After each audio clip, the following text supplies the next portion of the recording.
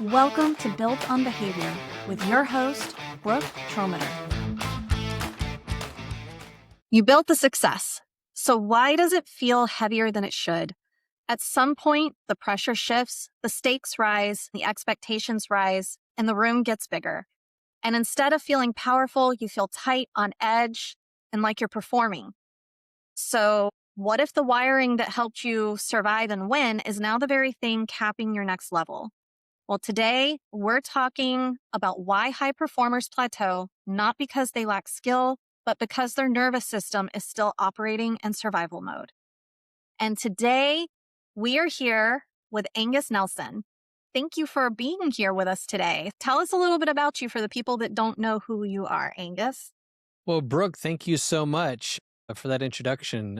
I was born at a young age. I live in Lisbon, Portugal. I am an identical twin brother. I'm an executive coach, keynote speaker, and author of a new book coming out here in May called Neuro Resilient Leader. That's great. Where were you born again? Where did you say you were born? I said I was born at a young age. I heard you say that part. I was gonna tip that here in a second because I was gonna be like, it was so much better than me because I was born at an old age. But where were you born? I was actually born in Houston, Texas. Okay, so what was that like growing up there? I don't remember a lot of it. I moved to Wisconsin when I was 4. I remember just a handful of things that happened, in Texas, but I was so young. I remember a flood once and going out and picking out night crawlers. I remember a Christmas, and I also remember my parents having a Christmas party, and they had some styrofoam cone that had all these vegetables and things on toothpicks, and I remember picking them off and eating them. That's all I remember of Texas. So, but Wisconsin, you got to remember the cheese, I'm sure, right? Like Of it's a course. Wisconsin cheese. Yeah. Yep. I grew up there all the way up into high school. So really, essentially, Wisconsin's kind of like home Hmm. for everything I know. So it gave me my Midwest roots, gave me a work ethic. In some ways, that has served me really well, my people skills, etc. In other ways, it hasn't served me well. It's made me play small sometimes. In Wisconsin, it's oftentimes like if you try to come off as being something or someone, you can get criticized. Kind of like the Aussies would call it tall poppy syndrome. Who do you think you are coming here? Big city guy, blah, blah, blah. And these are things like even when I would go home, I would not take the clothes I normally would wear out and about when I lived in Nashville. And I would grab my flannels, I would grab sweatshirts because, out and about in Wisconsin, where I grew up, that was normal clothing Yeah. attire. Yeah. No, I can. So, was it like a small town in Wisconsin? Yeah, it wasn't too small, but small in comparison to all the other places I've lived. About Right. 39,000 people, but big enough that the small villages thought it was the city, but small enough to where living in Nashville is like a very different experience.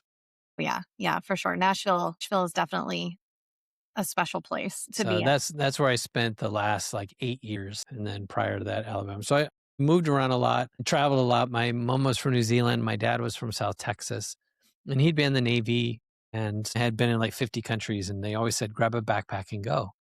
And that's kind of like the seed that was planted for us living in Portugal now, is that when I got into my 20s, I just traveled extensively. Every summer I would go somewhere and then I'd come home, make a little cash, and then I'd go travel some more. And when we had kids, my wife and I said we want to make sure our kids have an experience outside of the United States. Mhm. And so we committed to 1 year, and then after that year, we asked the kids, "So what do you think?" And my daughter said, "Why would we go back?" Yeah, And that kind of gave us permission. So we've been here 4 years now. that's amazing. Did have your kids visited and been to Wisconsin and in that area that you grew up?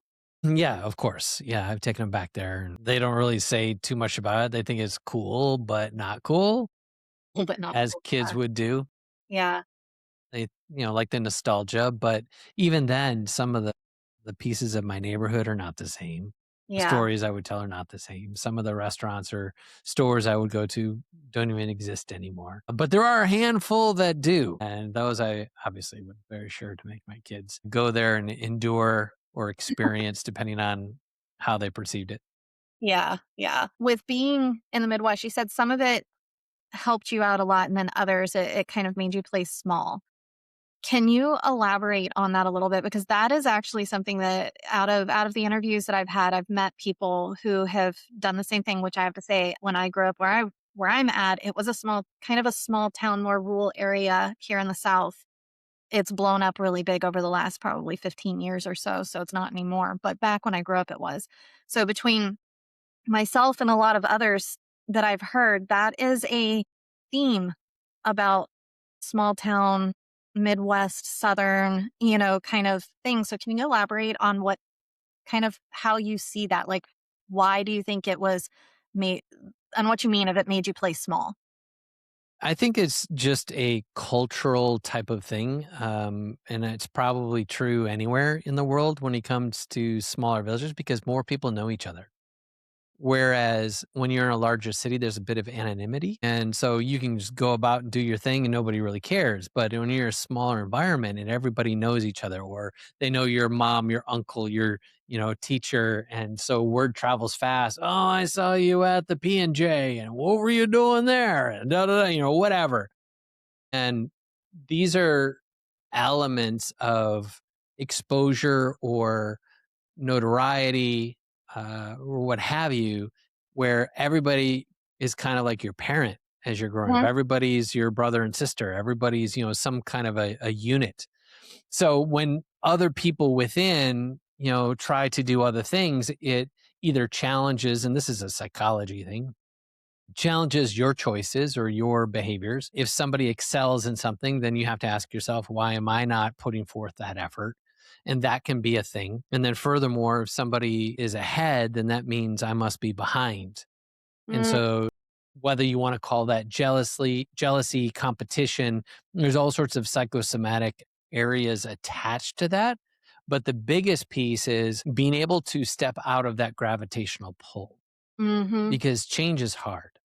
And Yeah. most people don't really get out of that realm of thinking and belief for themselves, let alone physically. There's also a percentage of people that never get out of that state, really leave that community for an extended period of time. Yeah. And those are things where I don't think that way. I've never thought that way. I was on traveling hockey teams, so I always was traveling. And then my parents took me places, so I always traveled. And then, of course, well, as I started this, they always said to, go. And so being overseas, my first trip overseas, I was 2. Again, I don't remember that. Yeah. But when I was 16, my parents sent us to New Zealand for Christmas, twin brother and I. And so we got to see our cousins and aunts and uncles and be able to experience family in a different dynamic. And of course, they talk differently, they live their lives differently, and the country they're in is different. So Mhm. that, really opened up my mind and my heart to see through a different lens. So when I wanted to get out of high school, I'm like, oh, well, where can I go other than here? Mhm. And I was on a fast track to go and explore and see the world. Yeah. So when you look back at your younger self there, what did you kind of believe that you had to be in order to be successful? Like, did you have a different idea of back then as to what that meant compared to what it is now? I'm probably going to give you a different answer. I don't know that I had ambition to be quote unquote successful. Okay. I did not have the parents who said, you need to go to college, you need to make a certain amount of money, you need to, have a certain kind of, you know, position, blah, blah, blah. I didn't have that. My mom, all she wanted us to do was be kind, uh, and be happy. Like Yeah. that's it. That's all she wanted for us. So I like to say she was a free range mom. She basically didn't have a whole lot of restrictions on us. She wasn't checking up on us. We were the kind of kids that, left the house and didn't come back till, sundown. Mhm. My mom was not like always checking up hey, whose house were you at? What were you doing? Like that was not a thing. Our family was not really communicative in that Okay. type of accountability or what have you. So the ambition was, what do you want to do? What do you want to adventure? What do you want to see? Mhm.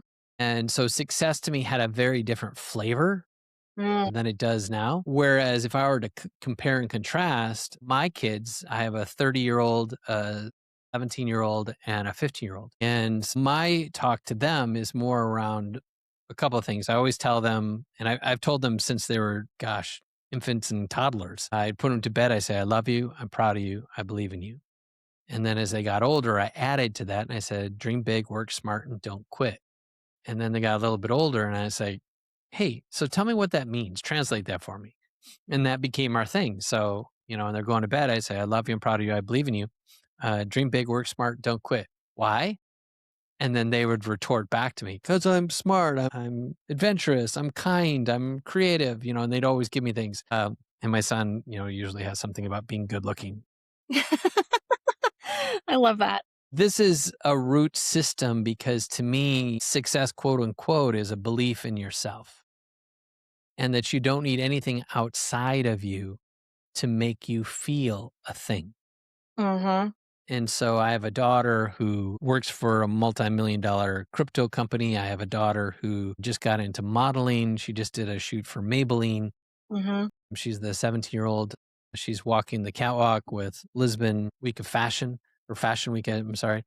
And then I have a son who I'm gonna let the world chip away at his ego because he probably has a little too much self-belief. And I'm okay with that Yeah. because to me, with the world that's coming, humanity is the number one thing I can gift my kids is to help them be incredible humans. So belief of success and what I'm instilling in my kids is about that belief in self. Number one, successful is something you feel about yourself, not a thing that you do or attain.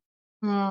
And then number two, the element of success is I challenge my kids, what can you do to bring excellence into your life on a daily basis? And excellence can be defined however you want. So if my son, has been spending too much time surfing Instagram, I'm like, is that excellence for you? Mhm. Are you walking in your excellence? Because only you can define what your excellence is. And then lastly, the third piece I'd say the success is I challenge my kids for meaning and contribution. I said, in order for you to feel fruitful in the world, feel good about yourself, not from a self-worth issue, but in a value is I bring meaning and contribution to the people around me, whatever that looks like. If Mhm. that's a product or a service, if that's an attitude, if that's creativity, bring meaning and contribution to the world. And now all of a sudden you're a valuable human being. Do you think that that starts with parents giving them opportunities to do that in the household first? 100%.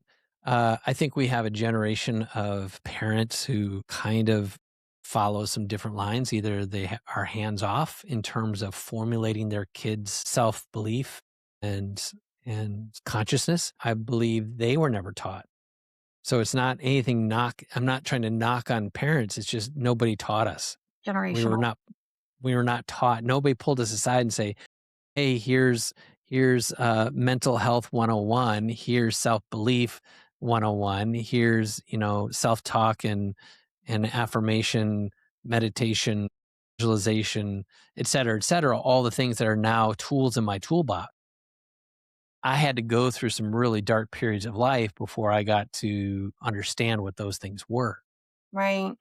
But for where families are today, I think the number one thing you can do is to give your kids opportunity to be who they need to be in a protected environment, but a challenged environment. In other words, parents need to call out greatness in their own kids and speak to that greatness more than they speak to their shortcomings. So I've heard people with that kind of in mind. I've heard different sides where people, they praise their kids when they're quote unquote like they've succeeded at doing something or they have accomplished something great. Um, and people saying, well, you shouldn't really praise them so much for the accomplishment as much as the, even if they didn't actually succeed in the accomplishment, the effort that was put into it.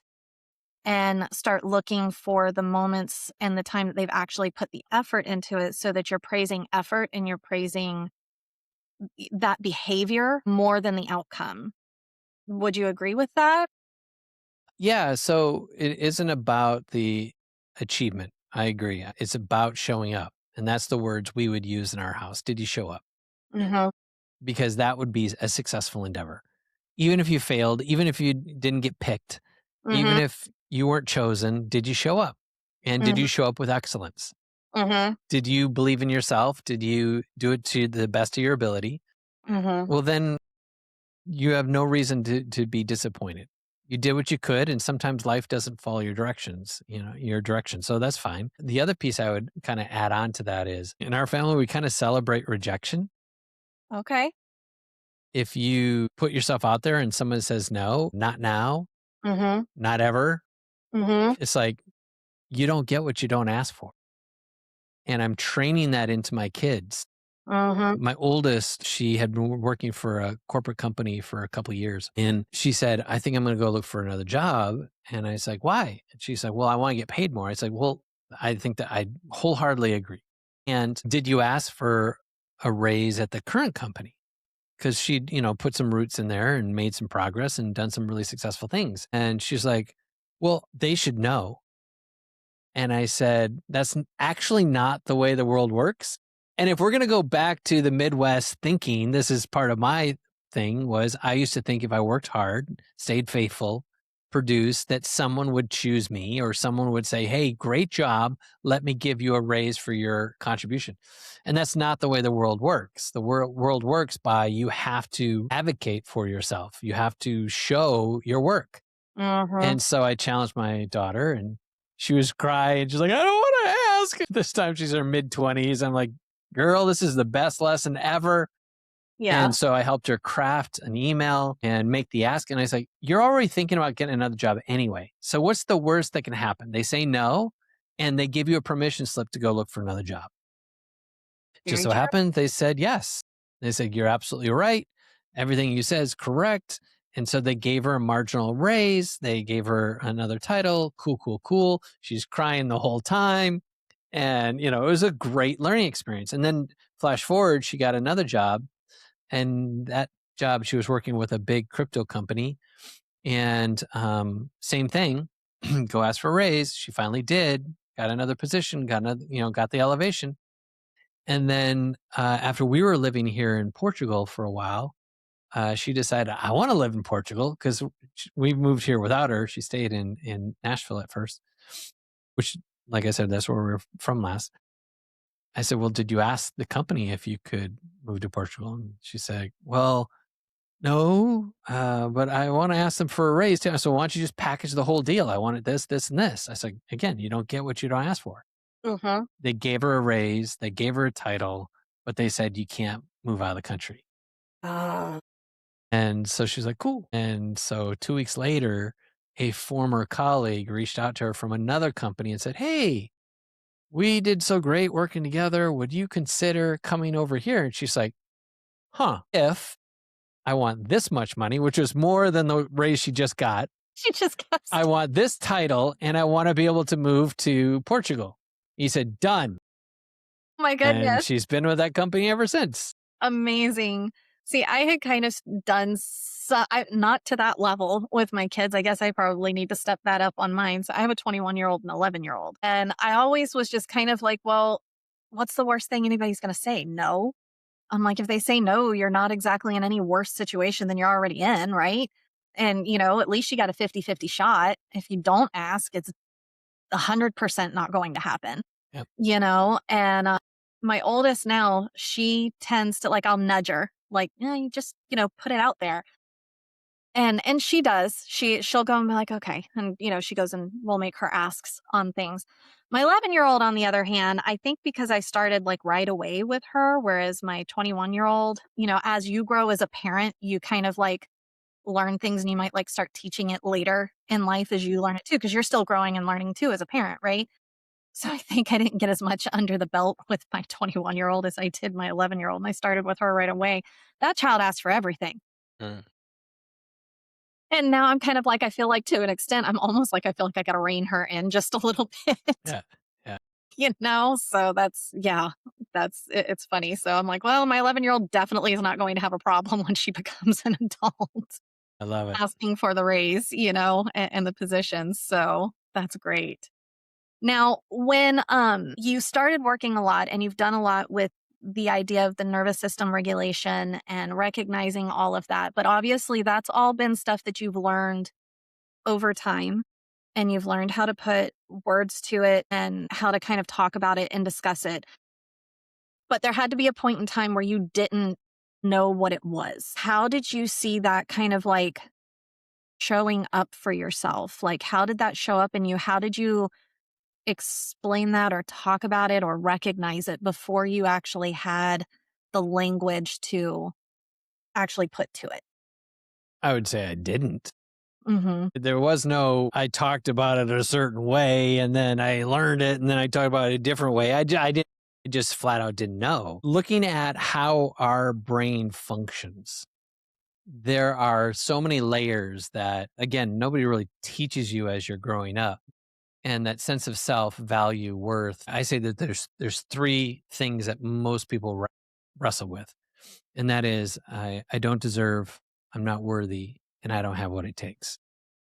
Mhm. And those are those voices we hear in our head that, as we're going up the mountain of quote unquote success, if that's what we want to call this. And I would say, ironically, you can get to the pinnacle of quote unquote success. And on the other side of it, you had the exact same questions. Mhm. Do I deserve? Am I worthy? And do I have what it takes?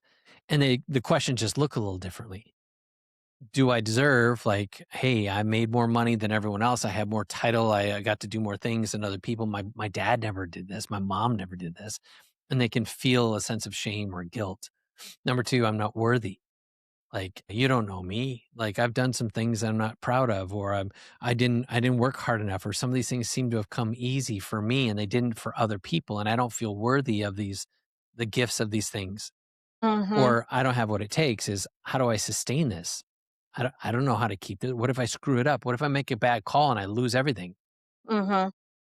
Like these are some of the pieces of psychology that we'd understand. And all of it comes from a mind that's built for an archaic time, Mm. which is what kept us safe. So when you hear the terms of fight, flight, freeze, those are all based on your nervous system. Meaning, when you step out and there's a tiger, there's a bear, there's an enemy, that system was there to protect you. Run, Right. fight, get out of here, or pretend like you're dead. There's different things that our body will do in these instances. And some of those things will keep us alive, and some of those things will actually condemn us, like take us out if we haven't learned how to manage them. So now here we are in a different world where our nervous system is taking on more information in such a small amount of time that our bodies were not designed for. Mhm. Mhm. The path of evolution happened over thousands of years and then hundreds of years, and we adjusted each step of the way. So, for instance, early 1800s, we had the Luddites, not the Luddites. It's a word like that. Oh, it's escaping me. All of the technology was changing to where farming had plows behind the horses, and they had these different tools that would rake the dirt and they could seed it faster and get their crops. Well, that took away jobs. Mm. Mhm. And the people whose jobs they took away got angry and they started burning these things. They started destroying them. Mhm. Um, Flash forward into the late 1800s, early 1900s, it was the early onset of the same, technology shifts where now electricity came online. We had cars coming into play and airplanes. And all of that brought in people to metropolis areas, urban areas where manufacturing started to take place. People left their family farms and they actually did this thing called be an employee. When Yep. before that, we were mostly, for lack of better terms, we were all entrepreneurs. We traded, we grew, we built, did all these different things. And so again, that nervous system that was in us was transitioning through these different sequences of change. And so now the people who saw these cars and they got angry. Like, Mm, you're taking away what's going to happen. And, da, da, da. And they say, it's a fad. It's never going to be a thing. And mhm. within years, all these different things happen. Well, follow the line of the continuum. And this happened over and over again. We got radio and we got television. We had black and white television. Then we got color television. And then we have record players, and then we have, 8 tracks, and then we have cassettes, and then we had CDs and DVDs. And then we used to go to the store and get our VHS tapes at the old Blockbuster. And then we got it ordered and they showed up at our house through the mail. And then we could order them online. And now we have a whole chain. And now they buy, and that same company is now buying entire franchises. Yeah. This is evolution. And now in 2026, artificial intelligence, cryptocurrencies, geopolitical issues, and many other things are shifting. Where we had global powers where there used to be like these polarities. There was the United States and there was Russia, or there was the United States and there was China. And those are the two sides of the polarities. Now we have multiple polarities. So now you've got Brazil, you've got India, Africa, the EU's fighting to try and get some power. Like everybody's now pole positioning in a different way than change. Yeah. And we came out of COVID, entered into this accelerant, and now people are on edge all the time, Yes. highly reactive and Mhm. destructive in relationships. Mhm. And they quickly judge who you are, what you are, and put you in a box. Mm. Because our brain doesn't have enough power to have gray. It can only go black and white. Yeah. I can see that. I end up telling my kids a lot. I try to teach them that that it really isn't a black and white world, even though we try to put it into that a lot of things operate in the gray. And that's such a hard thing for people to wrap their brain around because we like to say something is either good or it's bad. It's Mhm. either, that yin and yang situation, but they forget how they have to blend and cross with each other. So yeah, it does. It's very polarizing anymore. So let me jump in and say what happened to get me to understand this. I went through my own season of being an entrepreneur, my first company, and making some bad choices on a music festival. Had thunder showers come in. We lost $72,000 that weekend. And I went through a series of trying to prove to my board, at that time, my wife, and to others around, like I was going to turn the ship around. And that pressure that I was under, I didn't know how to delegate. I didn't know how to ask for help. And I started coping and started drinking and then to porn. And then I started sleeping around. I blew up my marriage. I blew up the business. I blew up my sense of self and was suicidal. And I went through all that darkness only on the other side to discover counseling and psychology, self awareness, emotional intelligence. And that became the building blocks of seeing the world through a different lens. I'm like, where was all this stuff? It was always there, but I didn't know it was there. And even though the things that I did know, I didn't have words for, to your point. Mhm. And then the more I got into this, I started reading a whole bunch of, nonfiction, personal development type of books and psychology, not deeply academic type stuff. I never got into that. That wasn't my jam. And I started working in corporate. I opened up a company with a friend of mine, and we were handling really senior leadership at Fortune 500 brands around innovation. And at the time, Uber and TaskRabbit, um, Airbnb, all of these peer-to-peer companies were coming onto the, you know, what we know as now culture. Like it's normal now, but back then it was like, what? Somebody's going to sleep on your couch? I don't get, they're going to pay you? I don't get it. Like that was so new. Like, I'm not getting in a stranger's car. No way. Hell no. Tell everybody don't get into a stranger's car, don't meet people on the internet. And then now we're doing it, right? So while that was going on, we were helping these large brands find opportunities to partner, acquire, or disrupt themselves. So my clients are from everything from BMW, Coca-Cola, Wells Fargo. Like it's a who's list. So it's 74 brands. While I was working with these senior executives, I started to see patterns in their lives. And I would speak to some of those things. And one day, one of the executives at Verizon said, Angus, you would make a great coach. I was like, thank you, I think. I didn't know what a coach was at the time. And a few weeks later, I was going on vacation and a friend of mine, I just serendipitously said something about it. And he said, dude, you should read this book. And he told me about a book. I went on vacation with that book in my hand. I read it on the beach in Hawaii and it was called The Prosperous Coach. And I was like, oh my God, I could do this. And suddenly I started getting clients and started implementing these things that I had seen and observed and started building a business practice out of it. Wow. So that's how you got into the coaching. That's Yeah. interesting. Yeah. When you talked about going into that, how all of this stuff happened and you went into that darker time and came out, but you didn't know that these resources were here for you. How did you get introduced to those resources? Like, how did you start learning that they were there for you?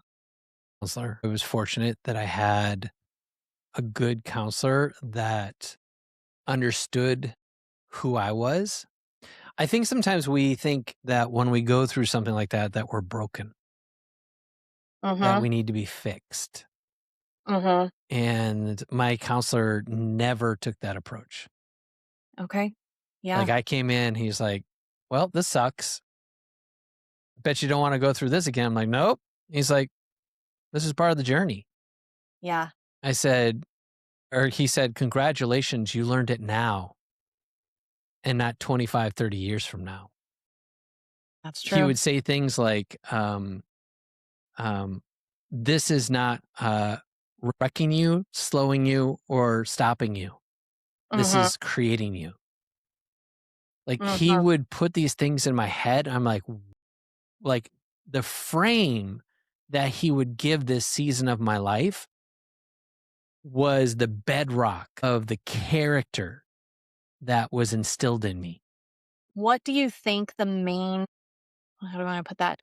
The main behavior shift or thought, I guess, what was that main mental shift that happened in that time frame from when you started seeing that counselor that led you from doing what you were doing to now I can work in these Fortune 500 companies and I'm helping other people, that kind of like moved you from here to here, that you're like, ah, that's what has to change. I don't know that it's one thing, but if I were to give it something, I would say inputs. And that's only language I use today. I would not have necessarily known that back then. So I had this philosophy that I got in college. This guy had said this once and it made sense, but it doesn't make the sense that it makes now. It's Mm-hmm. far more powerful now looking Right. back at it. But he said, what you hear about, you think about, what you think about, you talk about, what you talk about, you bring about. And that was kind of a core thing that his class, he kept saying that all the time. I'm like, oh, wow, okay, good. Okay. What you hear about, you think about, like that was just like something I would murmur. Now looking back, I'm like, we don't realize how powerful our really is. Mhm. And the things that we listen to, the things we surround ourselves, the people we associate shape and form our reality. And the difference between where I was back then to who I became was because I kept upgraded the things I was listening to, the things I was reading, the kind of people I'd be around. Even if I felt like a joke, and I still believe this, I want to be the dumbest, poorest person in any room I walk into. Yes, that's one of the things I Right. say a lot is if Smartest person in the room, you're in the wrong room. Yeah. And so for me, it was about getting in those really uncomfortable situations. I remember the first time my colleagues, he had spoken a lot of big stages in front of a lot of people. He was used to these kinds of high pressure environments. I had a bit of imposter syndrome. One of the first companies we went to the headquarters of Walmart. And so we're in this little arena. I don't know. It's like it seats like 100 people. It's not really arena, but it felt like one. Yeah. And I the reason why I joke about it being arena is because all you saw were the people in the room, but it was being live casted around all the Walmart, leadership or whatever. So anyone anywhere within the company, there was hundreds of people on the line. And they handed me the mic to talk for a few minutes. I was like, I was talking really fast. I was super excited. And after it was all done, my colleague, he cleaned up for me. He kept it together, kept the wheels on the bus, if you will. And then afterwards, we went out to go eat, and he said, "Look, I get it. You're nervous. Slow down, breathe. That's all you gotta do. Slow down, breathe." Later, I'm talking to another one of my colleagues, and I talk about this in my book. We were doing a big pitch for the American Dental Association, and we were on a plane flying over. And this is one of the biggest pitches I've ever put together. Mm-hmm. And we're talking hundreds and hundreds of thousands of dollars. And my knee was shaking, bouncing up and down. And my buddy says, You okay?" I'm like, yeah, I'm good. I'm good. He's like, No, no, no. Are you okay? And I shared how nervous I was. And I was like, I don't know if I need to be here. Again, am I worthy? Do I deserve? Yeah. Do I have what it takes? And he's like, Look, bro. And this guy had worked with some really big companies. And he said this. He said, "You know who I've worked with? You know the rooms I've been in. And I can tell you, everyone's faking it. Everybody's Mhm. just doing the best they can with what they got." Okay. He said, "So never forget this." Actually, he didn't say never forget this, and these words are not his exact words. This is how I remember it.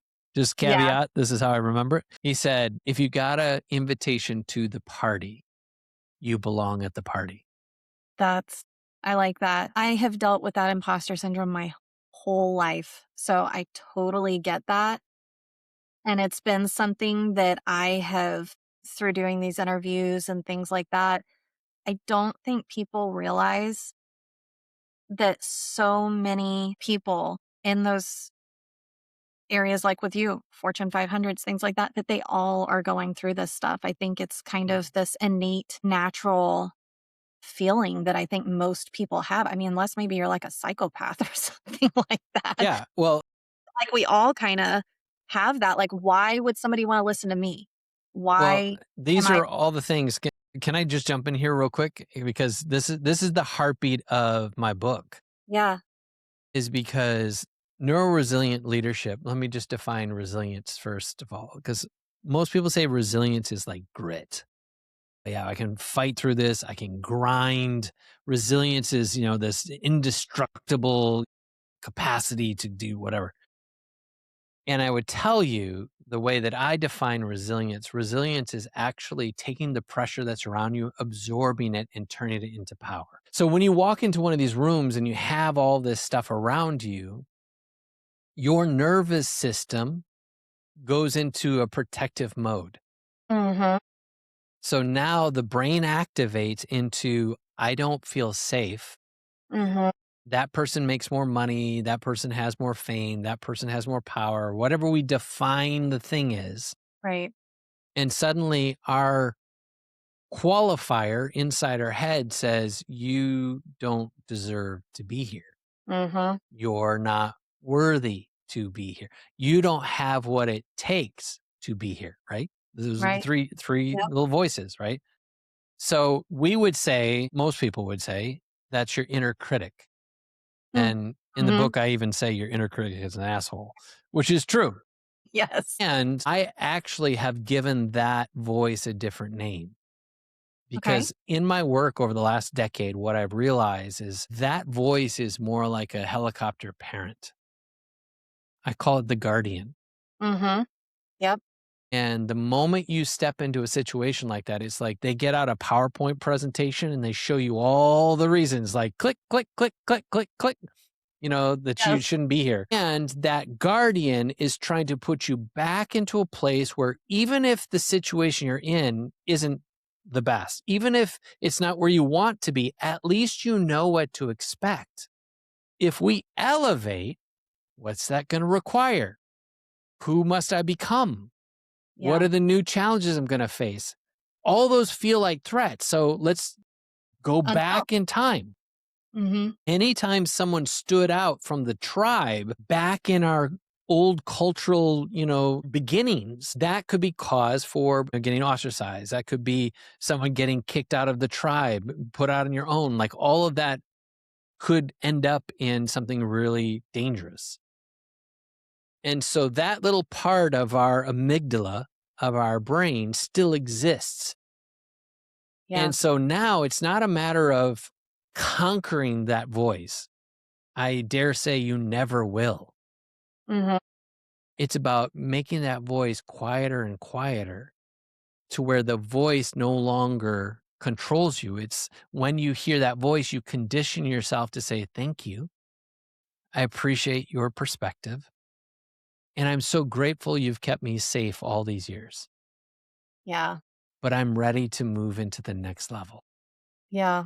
And something shifts inside you and you absorb the pressure and you rise to another level.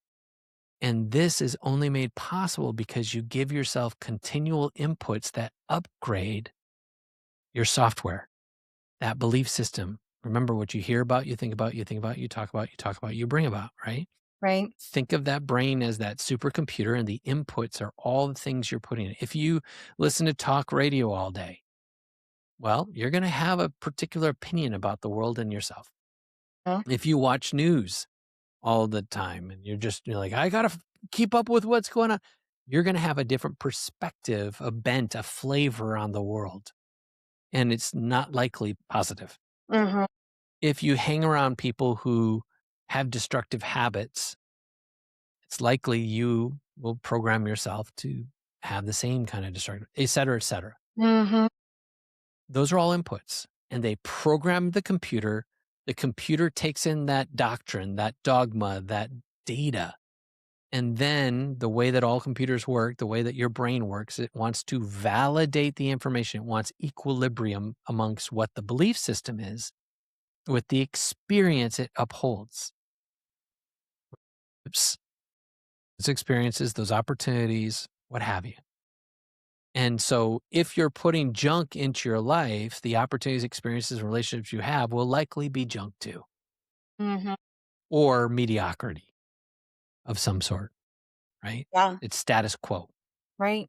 Or you upgrade the inputs, it upgrades the information in your supercomputer, you rework the software, Mm-hmm. and now the software produces the opportunity to attract or create a different caliber of relationships, experiences, and opportunities. And this is how we change our lives. Okay. So for yourself, when did you start? Was there a moment when you kind of started realizing that, I guess, where was it when you started realizing that like you were kind of, because you're a high achiever too.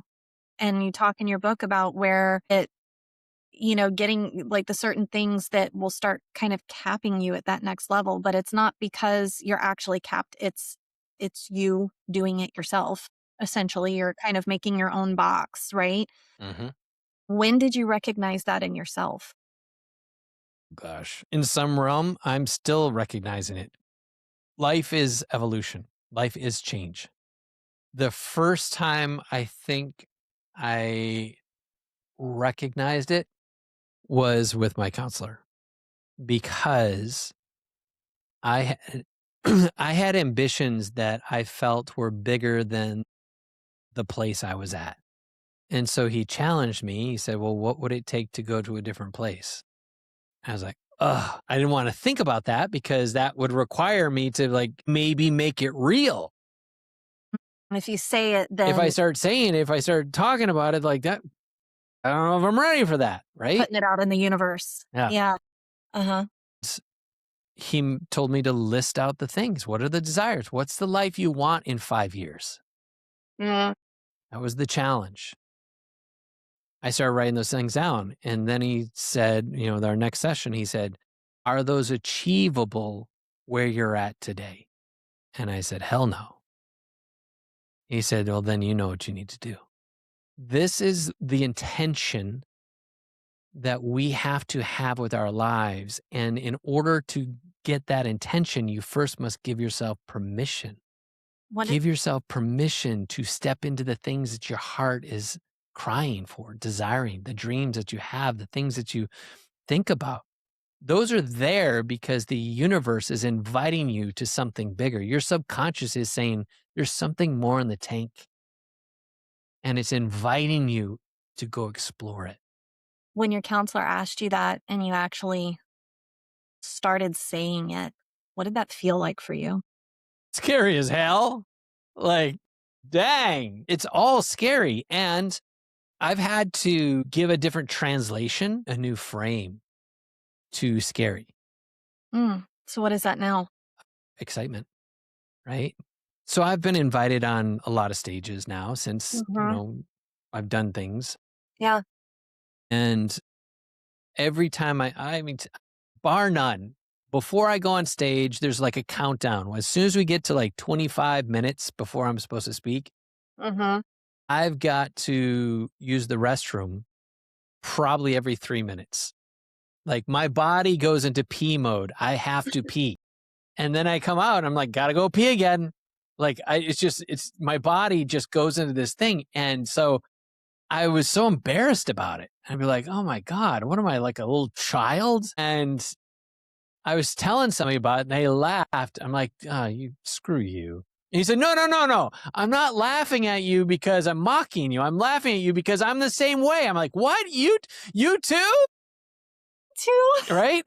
And so what he shared with me, he was like, dude, this is what happens when we get excited.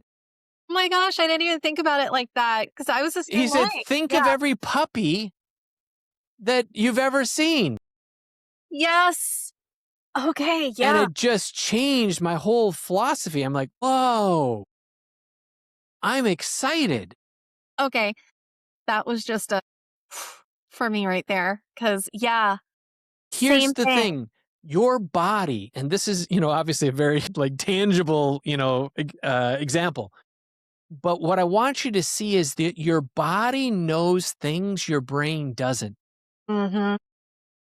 Your nervous system is aware and conscious of energy and frequency, intention. It is aware of things spiritual, natural, sound, Mhm. light. It knows so much more than your brain is even paying attention to.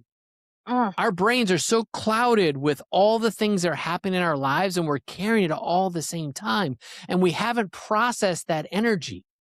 And my kid, we homeschooled our kids, and my son, when he was like 3 or 4, he was like my little Alex P. Keaton, if you remember Family Ties, like Yeah. super smart, almost like, could look at something and remember it all, right, type of thing. Mhm. Photographic memory. Mhm. And he said this when he was like 3 or 4. He heard this. And he was like, the law of thermodynamics, or second law, or whatever. First law. What he says, energy cannot be destroyed. It can only be moved. Mhm. And it's true. Yeah. So in our body, when we carry this energy, our brain, when we carry this energy, if we don't move it, and I mentioned some of this stuff in passing before, what I've learned since, meditation has been a game changer for my life. Like my ADD and all of my other like things that go on in me. When I Mhm. meditate, I slow down. I can actually think. Mhm. Tapping, EFT tapping. If you're familiar with Yeah. emotional freedom therapy, it's amazing. Another game changer. It's like tapping on different meridian points within your body while you say these different things and you process emotion. Okay. Then there's visualization. is rehearsing and practicing things before you ever get there. Mhm. Seeing myself on stage, seeing myself get that award, seeing my book released, seeing Mhm. somebody say yes when everybody says they're going to say no. These different things move information in your brain, that energy. And suddenly you can think clearly, or suddenly your body can be, suddenly your shoulders kind of come off your neck. You relax, your slouch and your curved shoulders starting to straighten up, your chin goes up because you're moving energy and it's freeing you. You don't recognize the weight of the energy our body is carrying. Mhm. I can see that. Yeah, that's true. I know when I sit there and I finally get quiet, which it's hard because it seems like life is never quiet anymore. That you have to be really intentional to get it. Mm. But yeah, when you do, all of a sudden that clarity does start to come through and you feel more energized and you feel more capable, you know, after that. And with that, you also talk about your like kind of 3 C's protocol, right?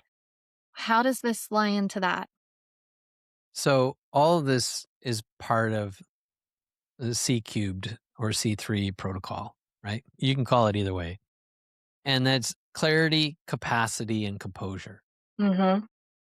And the reason why I came up with those is because one of the questions I always ask people when I work with them, the first question is, tell me what you want, what you really, really want. I'm going Spice Girls, like that. 100%. I call it the Spice Girl principle. Oh, I love that. And there's an element of that my counselor, when he said, where do you want to be in 5 years? I mean, that was the core is unless you have a direction you're headed. And I define this in the book, the difference between a direction and a destination. If you pick a destination, if you hit it, then what? Mhm. If you hit it, maybe you're actually limiting yourself. Yep. If you don't hit it, does that make you feel bad about yourself? Mhm. Versus a direction. I'm headed in a direction. I have clarity on a direction.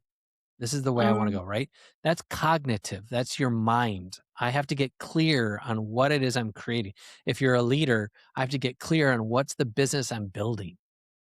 What's mhm. the client I'm serving?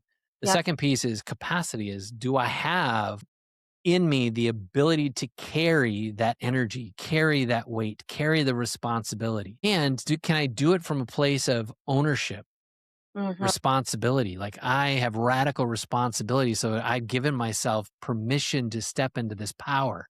I've given myself permission to step into whatever's necessary. So now I have the sovereignty to stand in what's mine, right?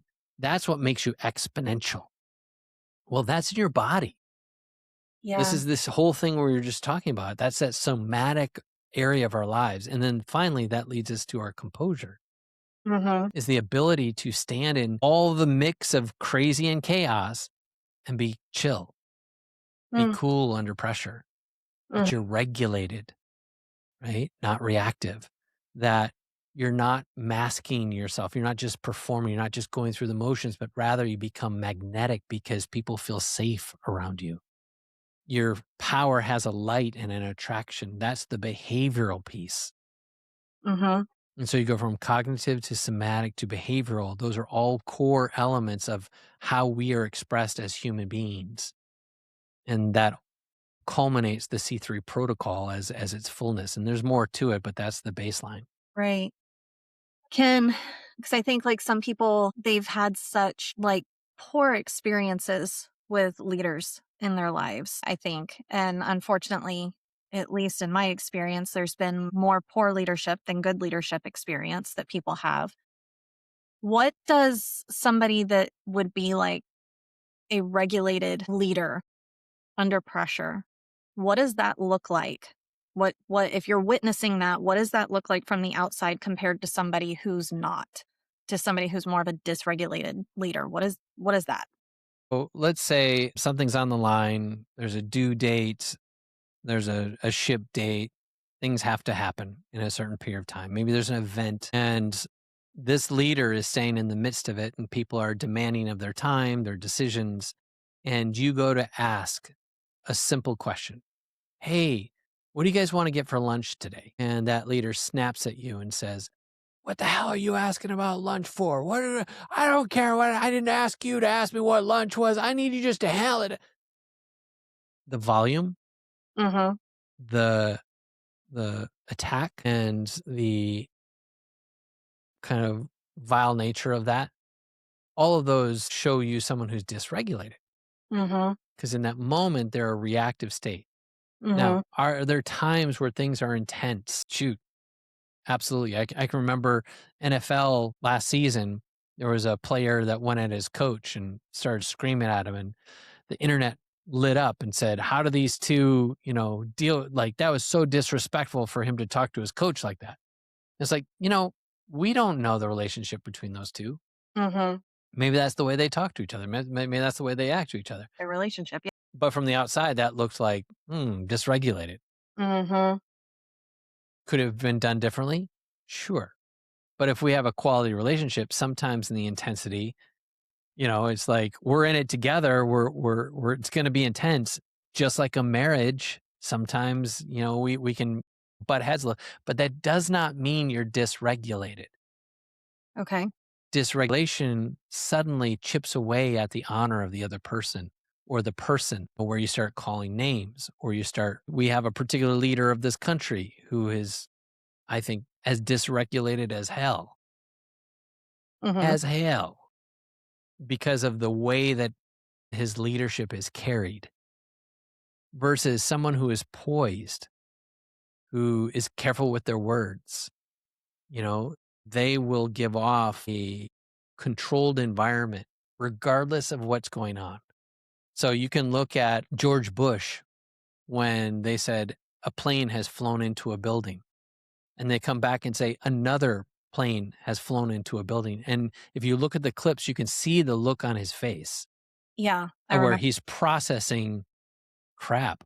This is a big deal, but he was in front of an audience, in front of children, and he stayed regulated and Mhm. then excused himself. And then off they went into gear, right? Mhm. I think of President Obama, how many times that he also was under fire in different situations and he would speak very intentional, Mhm. very direct. Very good orator. And that was not just being a good speaker, that was also being composed under Mhm. pressure, right? Mhm. These are all things that actually exist, but unless we know what we're looking for, we'll never connect to. And then lastly, I'll also add to this. When you think about yourself and you're like, man, if I worked with somebody and how would I want them to behave? That oftentimes is an indicator of the kind of regulation I want to have in my own life. Is that I stay cool under pressure, that I don't lose my mind when things Yeah. are on fire. Right. And admittedly, while I've been writing my book and now in the middle of the launch, damn, I'm having to walk out regulation almost on the daily. Mm.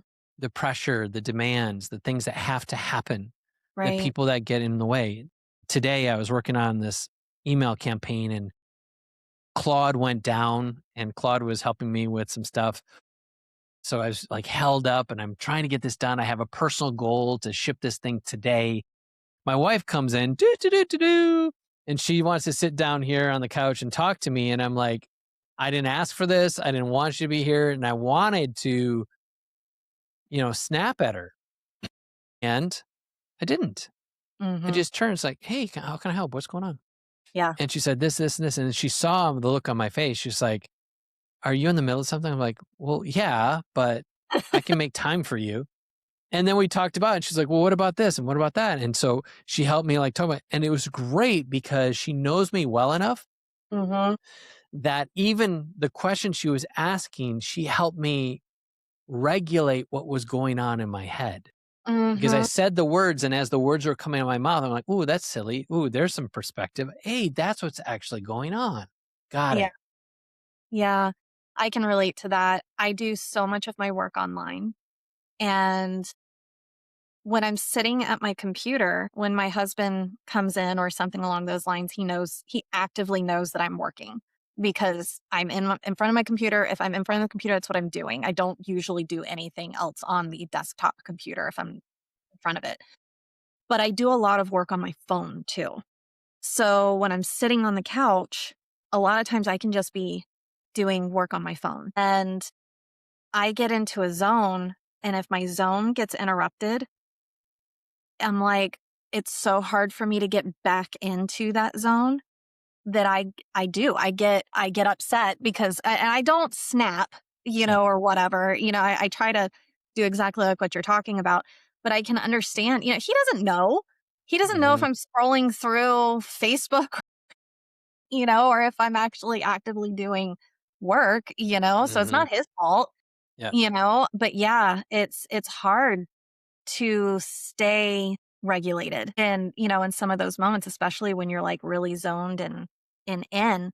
And do you think that people that are regulated people in general, at least I would think this could be this way, and correct me if I'm thinking about it wrong, because this would be a question.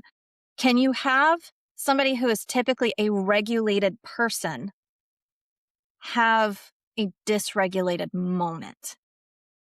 You understand? Oh, Over yeah. being Yeah, a nobody's per- perfect. yeah. Nobody's perfect, but that dysregulation should be something that's outside of your leadership scope. It's Mhm. usually something that, you have an off moment. Like maybe there's some pressure where you have a sick parent, a dog dies, your kids are have the flu and you know, those are things that feel a lot heavier Mhm. than just stuff that's going on around the office. And those things can play into our lives. And again, this is where I really want to emphasize is life is always happening to us. And it's how we are managing the energy of that life, you know? It's happening all around us. And so the other side of this equation Mhm. is having the perception that when somebody comes at you dysregulated, Yeah. you don't have to rise up back towards them Mm. dysregulated. That's a moment where you can have grace, patience, and have curiosity. And Mm. it's like, hey, where's this coming from? Mhm. You okay? Mhm. Like, hey, that you're really fired up. I get that. I'm so sorry. I don't know what's going on. I don't know what happened. I don't know what part I played, or maybe I did play a part. Let me own that. And is there anything I can do to help? That goes back to that humanity you were talking about giving your kids earlier. Right. And this is the thing where when you get to ownership of your sovereignty, Mhm. you control the narrative in your space. Where, my coach, Dan Martell, he's always saying, be a lighthouse, not a tugboat.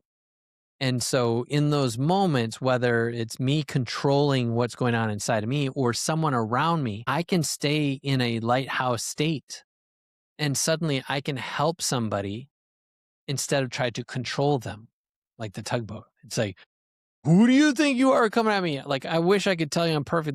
This happened to me between me and my daughter, my oldest daughter. Well, she's really strong personality. Let me just underscore. Like, sometimes she requires a little strength, but I pulled one of those "who do you think you're talking to" type things, Yeah. and I wasn't particularly proud of it. Yeah. And in that moment, now I wasn't. We were goofing and having fun or whatever. But now in hindsight, I'm like, wow, I probably even could have done that a little differently. And so this is part of this human evolutionary state is as we are evolving into this higher, neuro resilient leadership is also give yourself grace that there's going to be days where you just don't hit the mark. Yeah. And Yeah. that's okay. This is just a continual learning process and you get better and better and stronger and stronger. Do you ever get to a point where you talk about things being like the winning and, we talk about moving forward and, gaining all of these things. Do you think there ever becomes a point when things stop feeling heavy and, it's just becomes easy? So you don't get stronger by things being easier. Yeah. We get stronger by going through things that are hard. right? And I believe it was Jim Rohn that said, "Don't pray that life is easy, pray that you get stronger." So when I'm in the gym, it's not that 25 pounds to me suddenly isn't heavy. It's that I'm stronger. I'm Mm, carrying a load that I'm built to carry. yeah. And this is why when you look at people who are doing significant things, they carry a greater weight, a greater load, but they do it with grace because they've trained themselves to carry the load. This is one of those misnomers that people have is they think that you get to these places of epiphany. I get to this place of I've arrived, Mm, this nirvana. It's all horseshit. You never get to this place because you get to that place and then there's another thing, mhm. right? Yeah. And this is why I say this isn't about a destination. If you make it about destination, you will always be disappointed. It is a direction. And as I evolve, I open myself up to bigger, better, and more, but not for the pursuit of having bigger, better, more. I'm not trying to get things to make me feel things. I want to be things to bring things. I want to become stronger, not because it makes me this or that, or I make more money, or I get more fame, or whatever. No, I get to carry a bigger responsibility and I get to contribute meaning and contribution on a more significant impact. It's a different philosophy, right? Yeah. And some people get scared of that because they don't recognize, first of all, if they don't have the education of some of the things we've already talked about, they think to get to the other stuff that it's going to be hard and it's going to take a long time. Two other lies from the pits of whatever, Yeah. because things don't have to be hard unless you continue to fight it. That's what makes it hard. Mhm. And and it isn't that they have to take a long time because most of life is nothing more than a decision and a decision is immediate. That's true. Mhm. Yeah. So transformation in your life can be easy and fast. Mhm. If you'll let go of the old identity that kept you in the place you're at and allowed you to get away with the same bullshit you wanted to tolerate. Yeah. Your life and your existence, your current state is a level of toleration. I tolerate these things in my life, and that's why they exist. But throughout the book, I talk about raising your standards. This is that excellence. And the more you raise your standards, the higher quality of things you expect of yourself, the higher quality of things you can experience. Mhm. That's what most people don't want to do. They want to say status quo. They want to say comfortable. They want to say safe. Mhm. My challenge is that's also why you're miserable. Yeah. I think we always say too that like you teach people how to treat you, but this almost feels like it's almost the same idea, but you're teaching yourself how to treat yourself, right? 100%. Yeah. 100%. Right. So transformation comes from giving yourself those inputs, Mhm. transforming the way you believe. That's our Mhm. thing, right? Yeah. Transforming the way that you perceive, perspective. And then it transformed who you are in an identity. And that's the biggest piece. Your identity is based on whatever you decide it to be. And most people put their identity on a job, on a marriage, on a title, on a paycheck. You take those things away, and there's like, well, who am I? So Zoolander staring into the puddle. Who am I? Yeah. These are things that are very human. This is part of our humanity. Or my identity is in my journey and the direction I'm headed with my life, with the level of intention I'm showing up to, the excellence and standard that I carry for myself. Well, how let's see on this, like how does Angus lead different today and have and view his identity today than you did 10 years ago? Gosh, that's a multiplication, not an addition. And the 10 years from now is even more of a multiplication, right? It's exponential. And so 10 years ago, I was someone hoping to do a thing, had a dream to do a thing, and was still wrestling with shame on a level that kept him paralyzed because of his past, because of the things he'd done. So that old Angus carried the things I shared. I don't deserve, I'm not worthy, or I don't have what it takes. Right. The man today sees all those through a different lens to where I feel like the shame element of my life has been eradicated. I stand in a place of satisfaction and fulfillment in who I am, the family I've created, the marriage that I've cultivated, because I paid the tuition to earn every graduation. Yeah. And every day for me is a graduation. My life is ever evolving into something beyond my comprehension. If you had asked me 10 years ago what was my goal, I would have knocked it out of the park about 4 or 5 years ago. And then I would have said, now what? Now But what? I'd done this work enough to say, I achieved this and there's more.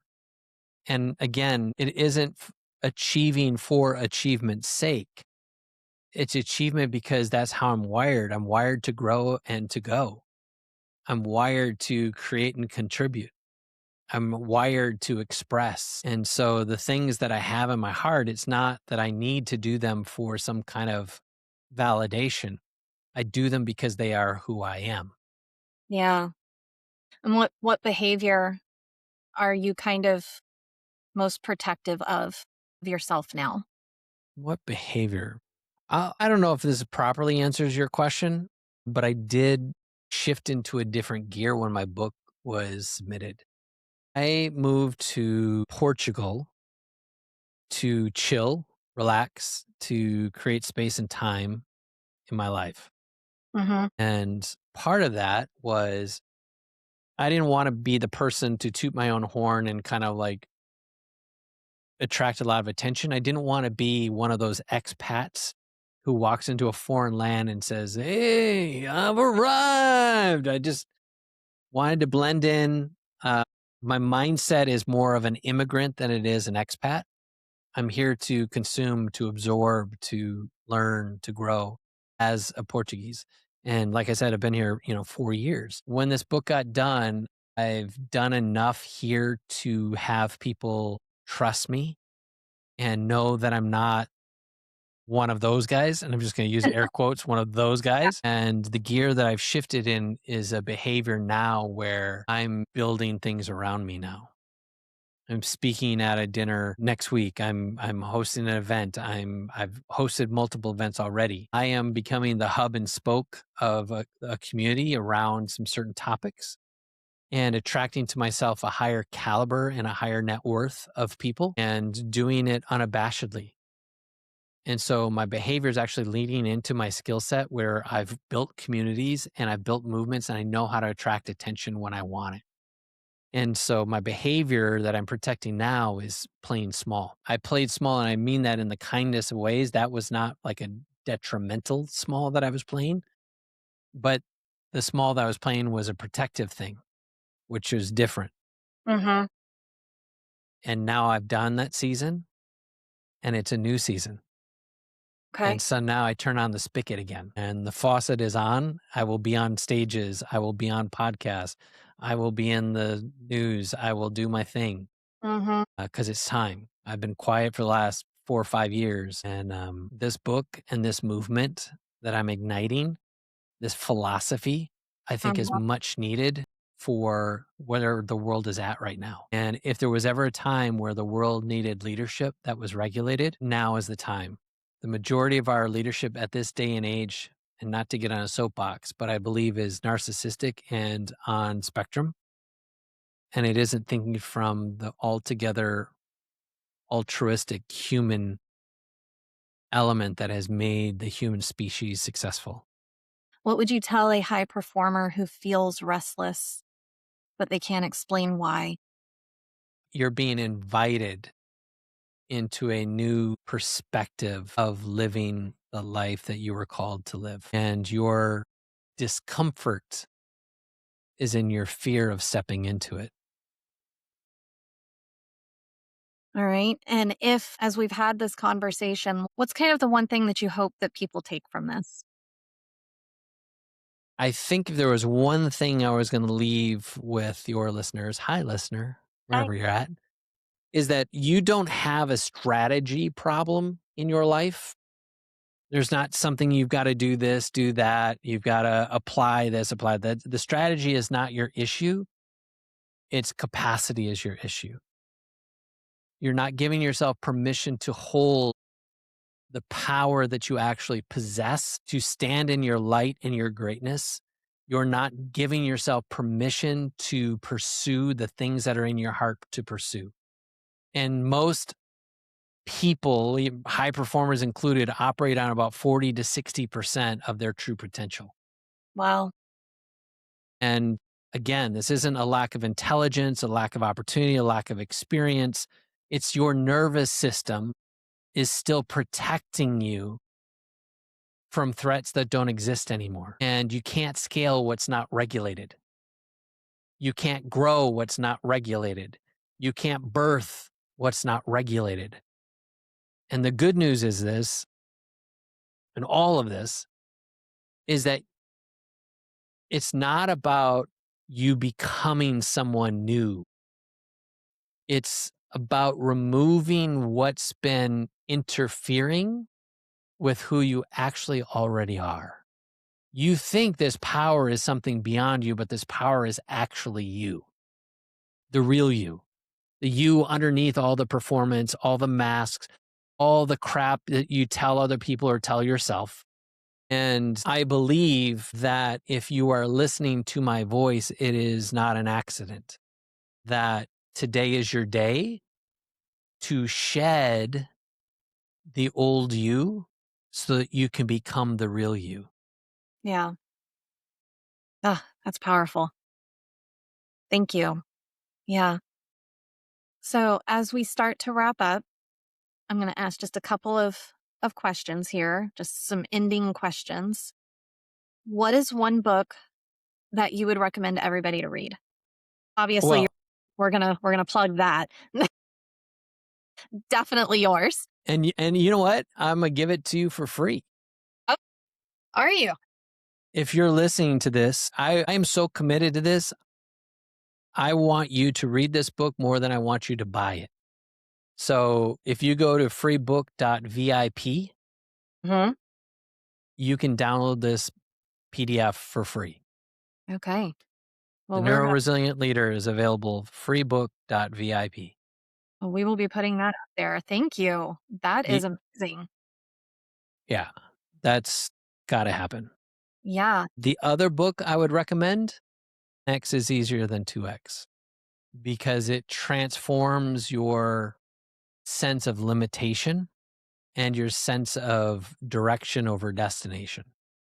Have you read this book? It will rock your world. 10X is easier than 2X. Hey. And this question you may have been asked before, but if you could have dinner with anyone dead or alive, who would it be and why? Dinner with anyone. Dead or alive? Shoot. Only one. Okay. The hard part, isn't it? Picking just Dang one. it. So, okay. So Jim Rohn, I'm going to say Jim Rohn. To me, he's one of the father of personal development and some of the perspective. What were all the things he had to fight against? How many people mocked him for his discoveries and all of this? Now, I could go back and, into the 1900s. I think there's be some really cool cats I would like to sit down. I would sit down with Nikolai Tesla. I would sit down with I've got so many questions. Rockefeller. I would sit down with anyone that was around the late 1800s and early 1900s, the Vanderbilts.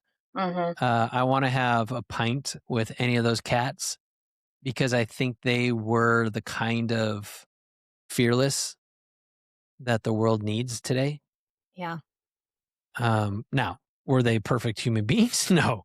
No. Hell no. Did they do things super ethically? No. But I think they knew what it meant to have a dream and to pursue it. Yeah. And I think there's something that's missing in today's world is that there's not enough people like stepping into that kind of big world thinking. Mm, yeah, I would agree. Boy, you listed out all the people that I want to have a dinner party with too. Uh, that's right there with you. Okay. Now Amelia you Earhart, that would be a cool one. I think that would be Yeah, absolutely. Oh gosh. See, you're mm, right in my timeline of everything. I'm a history buff, so those mm, people are like right there. So you say you were taught, the pick up a bag and go. mhm. Well, place that you haven't visited, but you still want to go to. Where would that be? There's a store across the street here that has a T-shirt, and on the T-shirt it says "everywhere," and then below it says something to the effect of "the one place I haven't been yet." And that's the way I feel. I've been in Siberia. I've been in the Baltic. I've been, Southeast Asia. So I told my son this. I told him three places that are like on my list, and I would say there's four places in total that I want to go. I want to go to all sorts of places. In fact, on my dream sheet for the launch of this book, I've got a whole list of cities that I want to launch this book in. But for us, for play, Morocco, Egypt. Egypt's kind of sketchy right now, Middle East.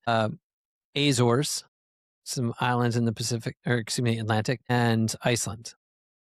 Yep. And I say these because I told my son is I want to go to some places that feel other. Yes. I want to go to some otherworldly places Mm, where we could have an adventure and make some memories. His birthday's coming up. His sweet 16 is coming up.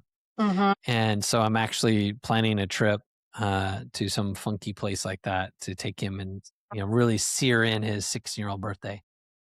That's amazing. Yeah, Iceland's on my list too, and the Galapagos itself would be amazing. So Nice. yeah, those are amazing places. Okay. So you kind of answered my last question a little bit. Well, maybe you might have the same answer. And if it is the same answer, then we can bypass that. But maybe it's a little different. So I asked you earlier what you wanted people to take from this conversation. Yeah. But this one is a little different. If we fast forward to the end of your life and everything that you've built has disappeared, but people are able to take one thing from you and remember it, what do you want that to be? Gosh. Freebook.vip. A free book on VIP. Go read my book. And I say that tongue in cheek, but I took 9 years to write this book. And there's a whole nother story to that. This book is my soul on paper, and it's my gift to the world. Yeah, That's what I believe. no, that makes sense. That's amazing. Well, I really appreciate having you on here, Angus. Thank you so much for coming. My pleasure, Brooke. Thanks for the curiosity to explore this stuff Yeah, no, and go into it deeper. I love these things. I feel like this book would be episode over episode over episode of things to explore. I mean, this is just honestly, it's a multi episode type Yeah. conversation here. So, And you know, there's seven evolutions throughout the book. So you've got like seven completely different perspectives throughout all of it. yeah, I know. And that's like, I've sat there to have this conversation today because you kind of gave me that like pre advanced look at Uh-huh. it and everything. And I'm sitting there going through this and I'm like, oh my gosh, I don't know how we get through all of this in, in one episode. But yeah, this is definitely a multi thing. So people definitely need to read the book. And because there's no way we could touch on everything in an hour and a half. Um, so it's quite impressive. And I really appreciate everything that you've put into it. And I appreciate you being on here. So where else? So we know that go to the free book Freebook.vip. VIP and we'll get that. That's going to be on the screen here and it's going to be in our show notes and everywhere that they'll be able to see it. So that'll be great to get it there. And then anywhere else that they can, if they want to get in contact with you, if they wanted to, are you still doing coaching and stuff as well? I am working more with companies and teams, individual stuff I have. Our signature program is the standard. Okay. That's our group coaching. So yeah, we're still doing coaching. And if you want me on a stage near you, that's the thing I'm really interested in. Find me on LinkedIn, Angus Nelson, and you can always reach out and talk to me there. I'm pretty active on LinkedIn. Perfect. I Okay. try to stay off all the other stuff. I have some things that get shipped out there, but I don't really spend a lot of time there. A lot of time there. Okay. Well, we'll make sure we include all of those links. And yeah, so we'll have all of that there. So everybody get in touch with Angus, get him on your stages speaking, go get his book and read it. It's amazing. And thank you again. I can't You tell bet, you thank Frank. you enough. It's great. So, all Well, right. thank you, and thank you. Shout out to Thomas for putting us together. Absolutely. Definitely. They need to go back and check that episode too, because that was really good. Yeah, he's awesome. All right. Well, everybody, thank you so much. And if you enjoyed the episode, don't forget to like and subscribe and keep up with all of the new episodes. And we'll see you next time. If you'd like to see more episodes like today, make sure you like and subscribe so you never miss a thing.